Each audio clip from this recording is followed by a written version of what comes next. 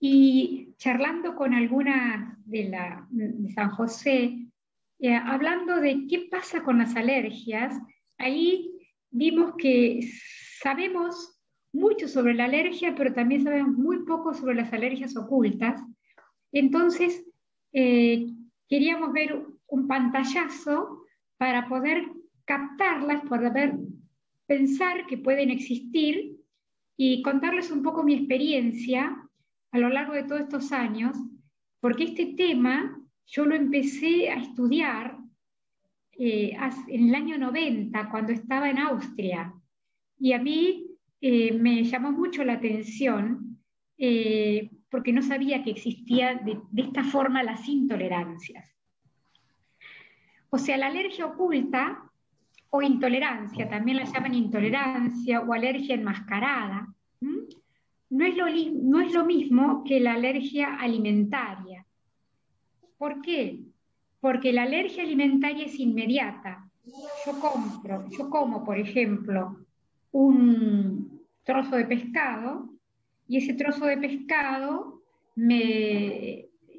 lo trago y ya me produce una reacción o en la piel, que siempre es mejor que salga afuera, o interna, que me da un edema muy importante de glotis o edema general. ¿Me escuchan bien todas? Sí. Y entonces, una cosa importante es, la alergia es reacción totalmente inmediata. Que alergia oculta o intolerancia ya es una reacción que aparece entre las 12, 24, 48 y hasta 3 días después de la exposición a la sustancia. Y no siempre la sustancia va a ser un alimento. Pueden ser otras cosas. Inclusive hay muchos estudios que muestran que hasta el aire también nos puede llegar a no caer bien.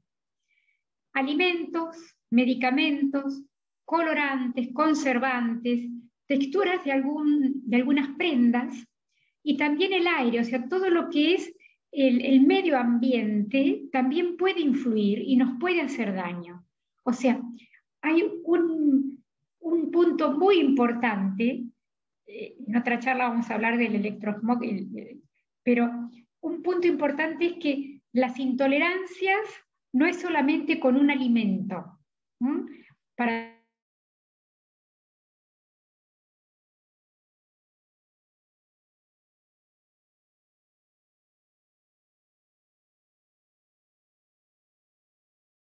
mando esta foto y ¿por qué se las pongo? Porque cuando yo estaba allá en Alemania, en Kreuz, trabajando en la clínica de rehabilitación en la Baviera, y cuando estuve haciendo este curso junto con la Mayer, encontré muchos estudios y literatura que hablaba de la relación del lácteo, por ejemplo, con la hiperactividad en los chicos. Acá tenemos un chiquito súper hiperactivo, pobre la mamá, se dan cuenta que la mamá ya no da más y el nene tiene una energía bárbara, o este otro que también tiene mucha energía, o este que puede hacer cualquier cantidad de cosas, y siempre está activo, activo, activo. Pero ¿qué habíamos visto nosotros? Que estos chicos hiperactivos, generalmente los papás notaban que después que le daban la leche o la leche chocolatada, era como que se ponían más eléctricos.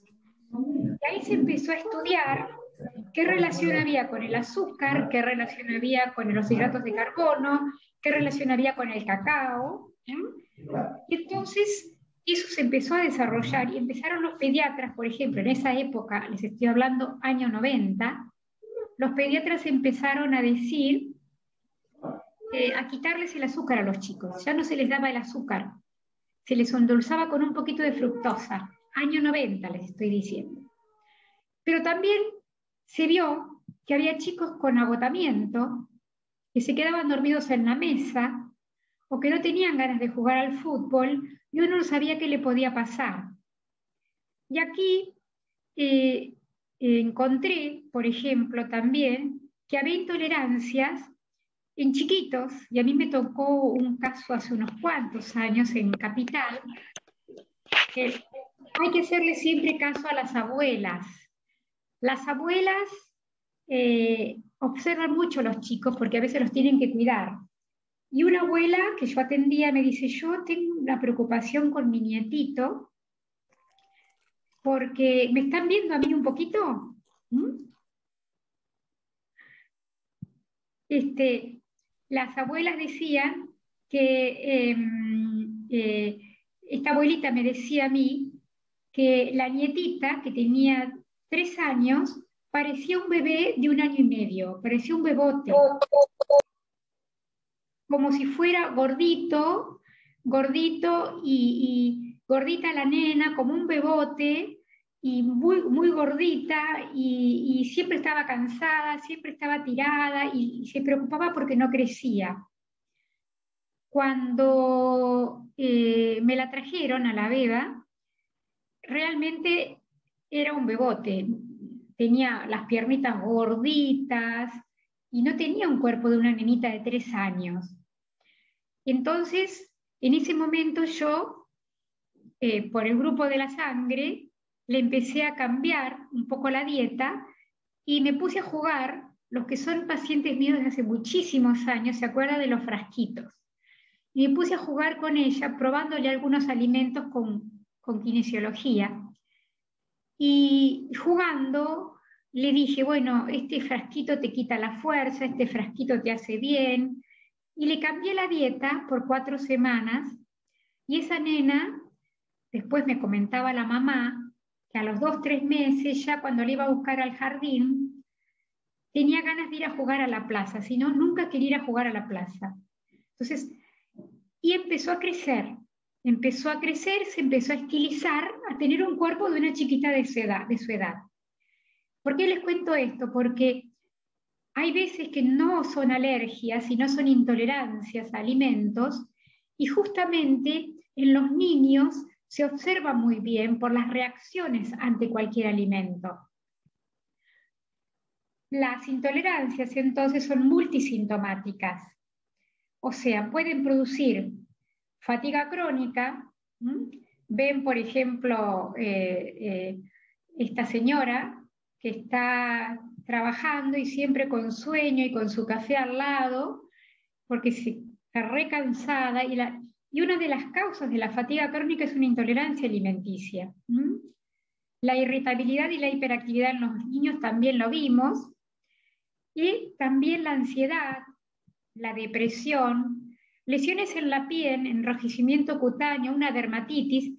Fíjense, esta señora de acá tiene una reacción a un medicamento, no es un eczema con otras cosas, sino que es una reacción a un medicamento. Entonces, esta señora de aquí. Y también, por ejemplo, las mialgias, los dolores musculares,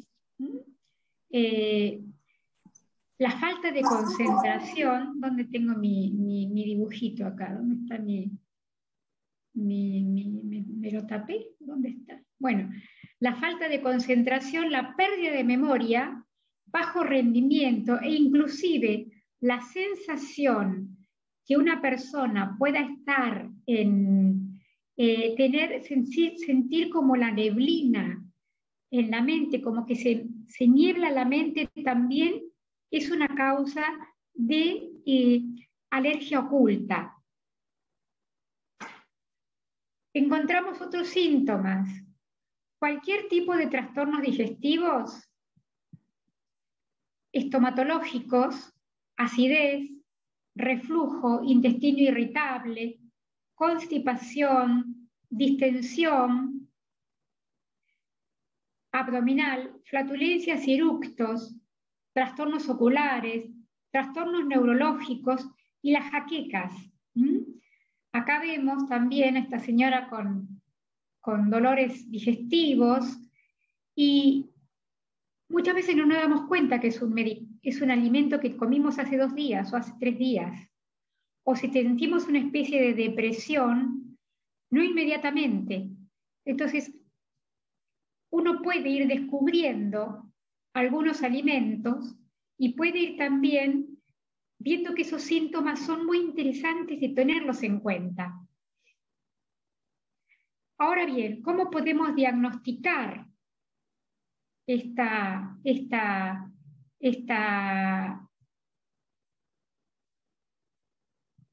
cómo podemos diagnosticar esta intolerancia alimenticia? Una de las formas es con las dietas de eliminación y de rotación.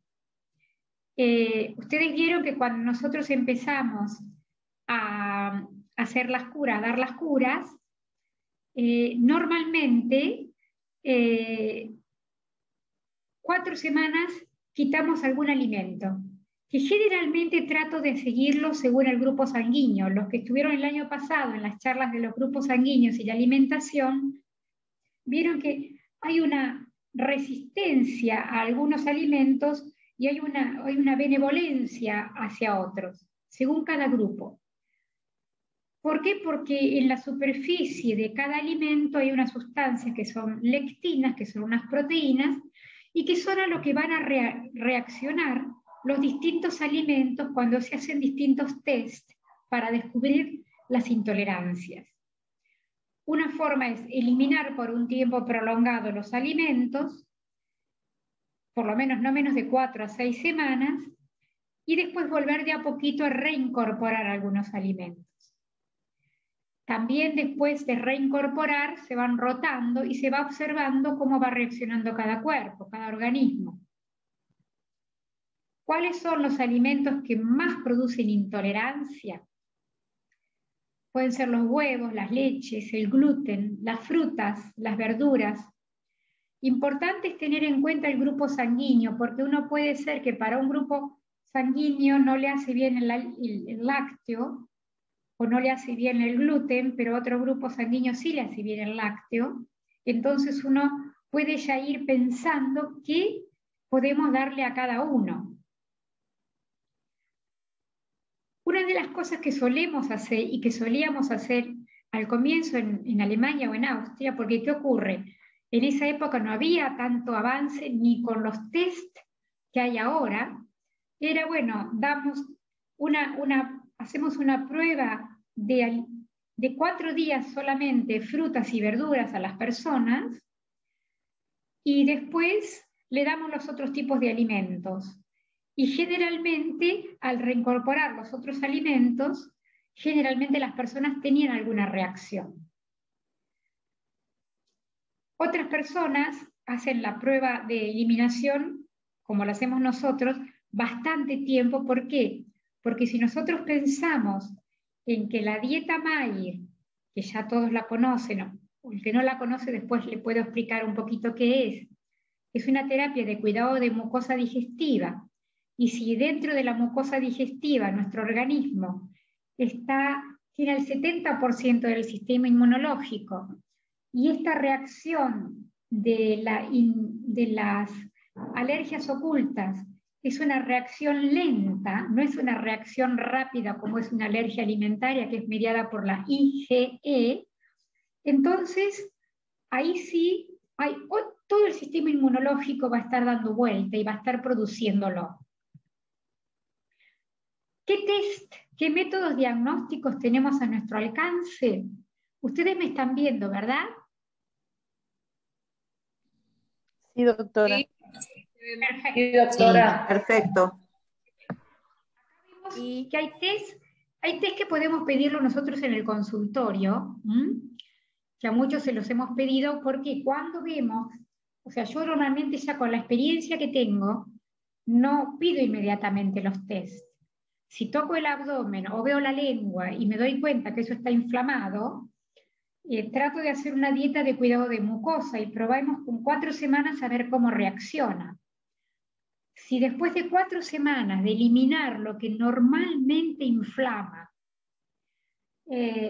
no reacciona bien la persona, y si lo cumplió perfecto, ahí sí podemos pedir un test de tolerancia a la fructosa, un test de crecimiento bacteriano, de tolerancia a la lactosa, de tolerancia al sorbitol, Se pueden hacer ahora test de microbiota, test de intolerancia a la gliadina, que eso lo pedimos, la gliadina también.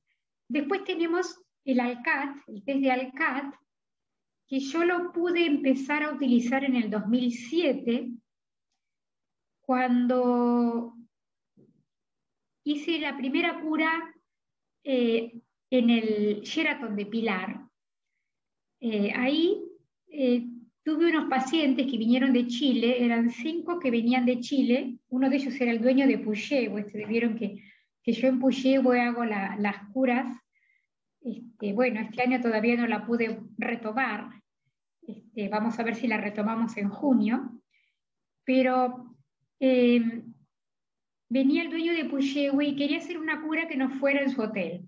Entonces la organizamos en el Sheraton de Pilar, y como él vino con 5 amigos desde Chile, había uno alemán que se había hecho un test en Alemania y hacía 6 meses que estaba con una dieta según su test de ALCAT, y yo lo encontré muy desnutrido. O sea, el test de ALCAT es un test muy bueno porque es dinámico. Nos dice, en este momento probamos 150 alimentos por la sangre y puede haber colorantes, puede haber distintas sustancias y colorantes, conservantes también.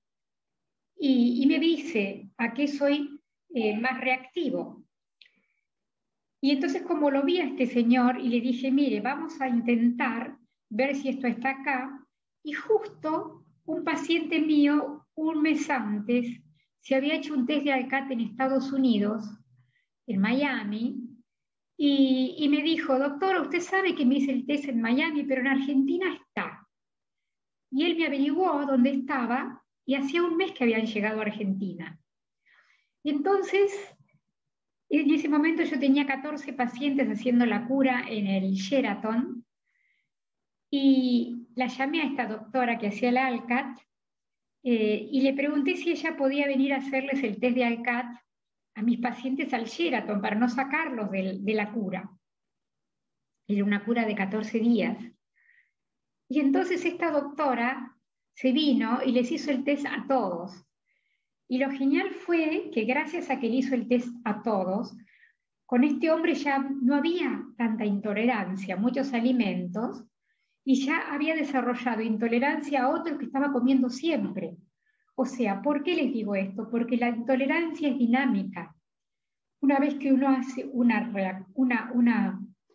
una posibilidad de descubrir qué es lo que nos está haciendo mal, pero por eso uno tiene que ser muy cuidadoso para eliminar y después de a poco reincorporar, porque se produce una inflamación crónica cuando uno come un alimento que no le va bien. Hay otros test que también se hacían en Alemania, que es el test de electroacupuntura según FOL. Entonces les hacen un puntito de electroacupuntura y hay un aparato que está conectado a un lugar de testeo, que hay distintos tipos de ampollas que tienen distintos tipos de alimentos, y entonces ahí la persona reacciona o no reacciona. Hay muchísimos métodos. Y hay también otros métodos más, el método del cabello, bueno, muchos más. Y el ACA-test, que fue lo que yo aprendí cuando hice una cura, estaba en mi curso, el curso que yo me diplomé, fue en el 91. Mañana cumplo 30 años que saqué el diploma Mayer en Austria. Y ahí justamente había un doctor, el doctor Gerson de Múnich, y yo vi que en un momento de los prácticos lo teníamos que hacer entre nosotros mismos. Nosotros teníamos que aprender a hacer el diagnóstico, a hacer el tratamiento abdominal, a ver las medidas. Y en uno de los momentos que hacíamos tratamiento abdominal, que practicábamos un médico sobre el abdomen de otro médico, vi que él se hizo traer de la cocina del hotel. Estábamos todos 14 días internados haciendo la cura y el curso. Y le estaba probando a una doctora, a una colega, el alimento en la boca sin que lo trague, y le tomaba la fuerza muscular. ¿Por qué le hacía esto? Porque él quería ver, sin tragar el alimento, él quería ver si con esos alimentos ella perdía la fuerza o no. ¿Por qué? Porque haciendo la dieta, en esa época era de la leche y el panecillo, en esa época era la Mayer era leche y pan. Estoy hablando años 1990, 1991.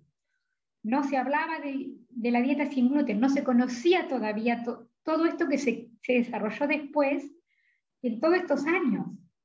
Entonces, ¿qué hacía este doctor? Le estaba testeando a través de kinesiología aplicada, con alimentos en la boca. Después ella lo tiraba el alimento, lo escupía y se enjuagaba la boca. Si le quitaba el alimento, no le quitaba la fuerza. Los que fueron pacientes míos de hace muchísimos años, cuando yo recién llegué a Argentina, ¿se acuerdan que yo usaba unos frasquitos? A los frasquitos les había puesto harina, azúcar, avena, arroz, café, leche en polvo, o sea, distintas cosas, tales así que un colega, muy, muy amigo mío y que después estuvimos charlando mucho y me decía, ¿para qué hace los frasquitos? ¿Qué es eso?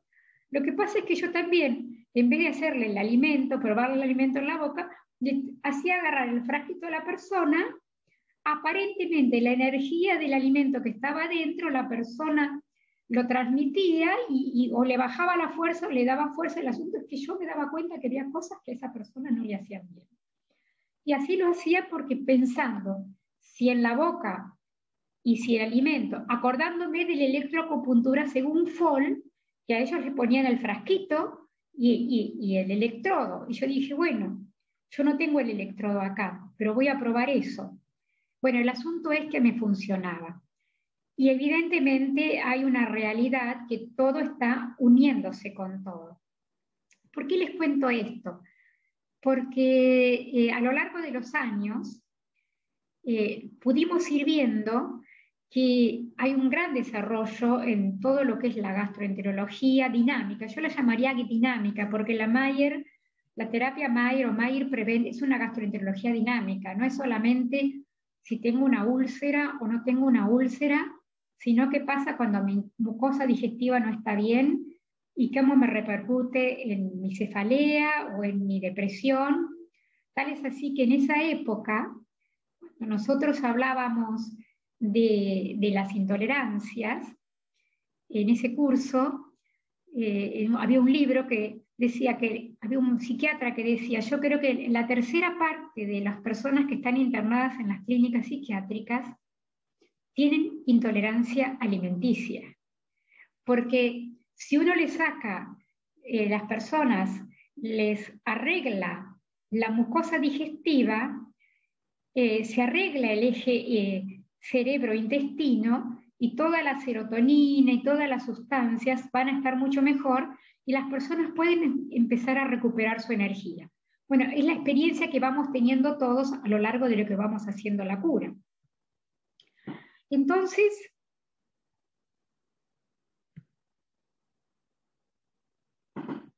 a ver.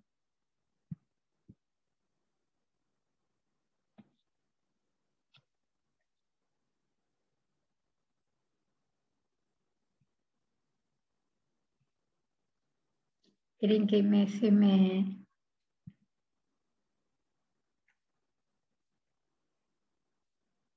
Bueno.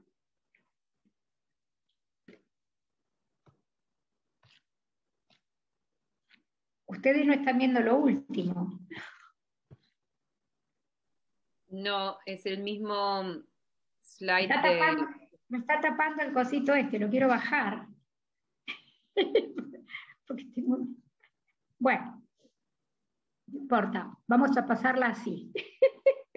Volviendo entonces a lo que siempre les explico al comienzo. Cuando nosotros tenemos un intestino inflamado, hay algo que lo está produciendo. No solamente puede ser el intestino, el alimento que comimos, también puede ser el estrés.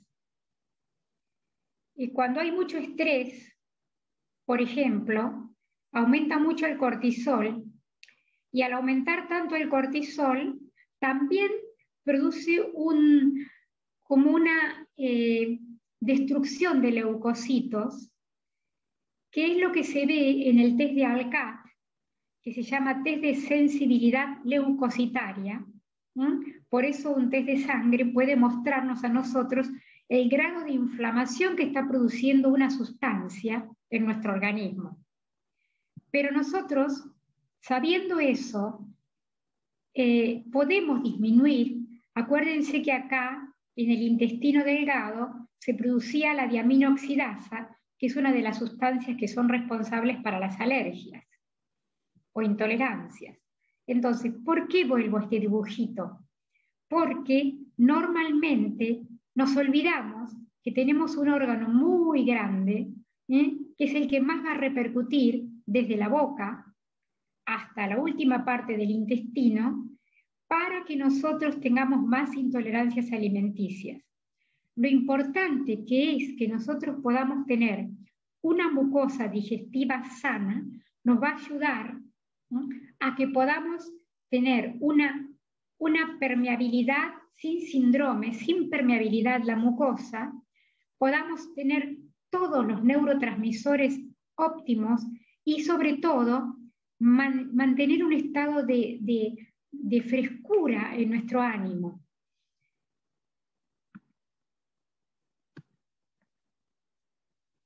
¿Por qué es que se produce esa hinchazón, ese edema? Y es por esto que ¿se acuerdan que el sistema intestinal está llena de sistema linfático? Entonces, todo esto, cuando se inflama, cuando una sustancia entra en la sangre, comemos, por ejemplo, un chocolate, o podemos comer lo que ustedes piensen, ¿no? Yo, por ejemplo, cuando esta nenita, que era un bebote, vuelvo a la bebote, esta nena estaba perfecta.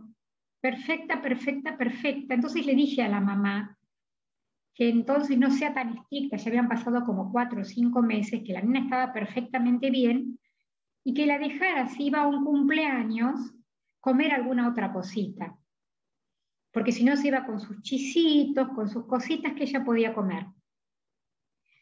Y fue impresionante, porque, perdónenme un momentito, cortá un momentito, por favor.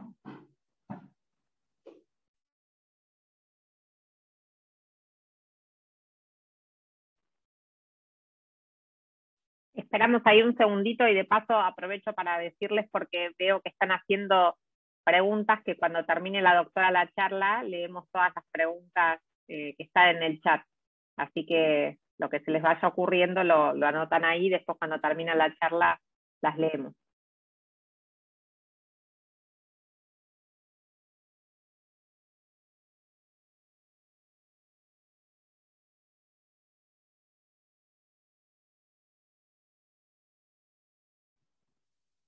¿Estamos bien ahora, bebé? ¿Estamos de vuelta? Sí, perfecto. Gracias. Disculpen porque, bueno, estoy en el consultorio y me tocaron timbre. Y una de las cosas que estaba comentándole es que esta nenita, cuando fue un cumpleaños, y yo la liberé un poco de su alimentación, la mamá me contó que esa nena al ratito, cuando estaba en el cumpleaños, llegó un momento que empezó a no querer jugar y empezó a no querer moverse más. Entonces, interesantemente, ahí descubrimos que realmente teníamos que seguir más tiempo con esa dieta de eliminación bien estricta para esta nenita, porque ella había estado tan inflamada crónicamente que no había podido crecer y ya había recuperado por lo menos 3 centímetros. Así que seguimos con esa nena, con la dieta. Pero fíjense qué interesante. Y la mamá me contaba que cuando al principio ella le dolía mucho el abdomen y se golpeaba la pancita contra la pared para ver si se podía aliviar su pancita. O sea, fíjense hasta qué punto. Hay que observar muy bien a los chicos, porque a los chicos no son tan oligosintomáticos. Los chicos son con síntomas muy rápidos.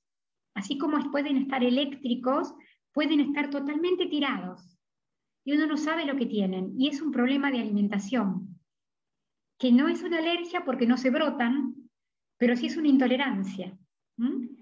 Inclusive pude tener un chiquito con autismo, que también otra abuela me lo trajo, y dijo, tiene autismo este chiquito, y el chiquitito estaba prácticamente en una bolsa de papas, en el hombro de la abuelita, y me lo traen 400 kilómetros, hace más de 15 años fácil, me lo traían, tenía 2 años y ese chiquito no podía ni sentarse, era una cosa fofa. ¿Y por qué la abuela le dijo, llévenselo a Mirenda? Porque el chiquitito le sacaron una radiografía, y la radiografía de abdomen, porque no podía ir de cuerpo, era puras pelotitas de caca, pura pelotitas de caca. Y me trajeron el nene con la radiografía. Entonces ahí lo que hicimos, yo le empecé a hacer tratamiento abdominal y le dije a la mamá, le cambié la dieta y le dije a la mamá que empezara a hacerle todos los días cuando lo bañaba, tratamiento abdominal, le enseñé cuando lo bañaba al nenito. Y el nene no quería hacer popó porque cada vez que hacía popó se desmayaba.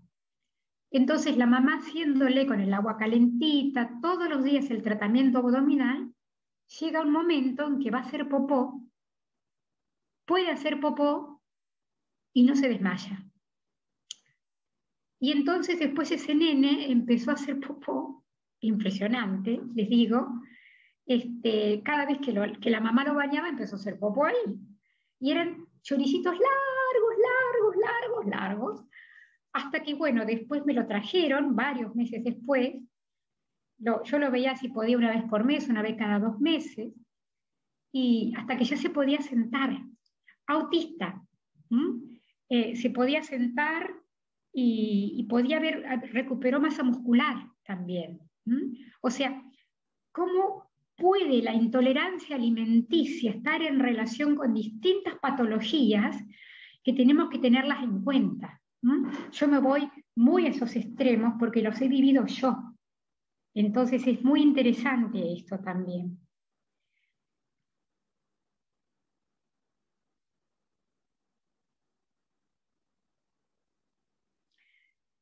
¿Por qué lo pongo al doctor Mayer al final, que siempre los ponía al doctor Mayer al comienzo? Porque siempre se los presenté, que es el que desarrolló esta terapia de cuidado de mucosa digestiva, y que hasta el día de hoy es el que más, es la terapia que tenemos múltiples trabajos e investigaciones que a lo largo de todos estos años van ratificando que este hombre fue un visionario y un gran intuitivo, porque pudo desarrollar una terapia que hasta el día de hoy, ahora se está hablando de la microbiota, se está hablando del segundo cerebro, se está hablando de tantas cosas, cómo podía mejorar este terreno desde un cambio de hábitos alimenticios y de estilo de vida saludable. No logramos nada si nosotros cambiamos la dieta, sino también aprendemos lo que es un estilo de vida saludable. Así que por eso les pongo el carpe diem, que aprovechemos realmente el momento. Esta foto del doctor Mayer, para los que no lo conocían, fue cuando cumplió 80. Él murió a los 90, en 1965, y acá él se jubiló. Se jubiló y se casó con su eterna novia, porque él era solterón. Su eterna novia, nunca se casaba porque no quería tener 2 esposas. Él estaba casado con la medicina. Y bueno, a ver ahora vienen